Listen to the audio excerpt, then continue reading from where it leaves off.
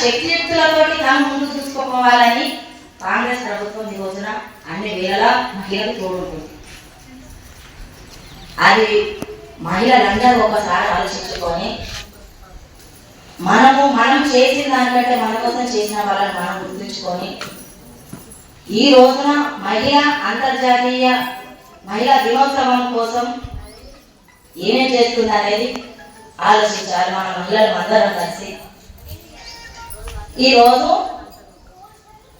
మన ప్రభుత్వం చేసిన దానికి మహిళలందరి తరపున ప్రభుత్వానికి నేను శుభాకాంక్షలు తెలియజేసుకుంటున్నాను, ధన్యవాదాలు తెలియజేసుకుంటున్నాను. మన మహిళల కోసం ఇదే విధంగా ప్రతి ఒక్క మహిళ గుర్తుంచుకొని ప్రభుత్వానికి అండగా ఉండి ఆడబిడ్డల ఆశీర్వాదం ప్రభుత్వానికి కాంగ్రెస్ ప్రభుత్వానికి ఉంచాలని మనస్ఫూర్తిగా కోరుకుంటూ మరొకసారి అంతర్జాతీయ మహిళా దినోత్సవాన్ని మన మహిళలందరికీ తెలియజేసుకుంటున్నాం.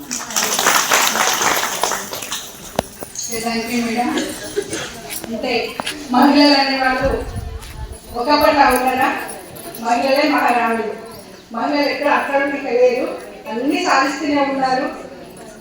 టీచర్గా ఇప్పుడు మహిళలు అంటే ఎక్కడో స్కూల్ పిల్లలు కాకుండా టీచర్ ఉన్నారు, పైలట్ ఉన్నారు, కలెక్టర్ ఉన్నారు, ఐపీఎస్లో ఉన్నారు. ప్రతి దాంట్లో మహిళలు అన్ని రంగాల్లో ముందున్నారు. కాబట్టి అసలు మహిళా దినోత్సవం ఎందుకు వచ్చింది? మహిళా దినోత్సవం ఎందుకు వచ్చింది అంటే ఒకప్పుడు వేరే కంట్రీస్లలో ఆడమగ సమానంగా పనిచేస్తున్నారు.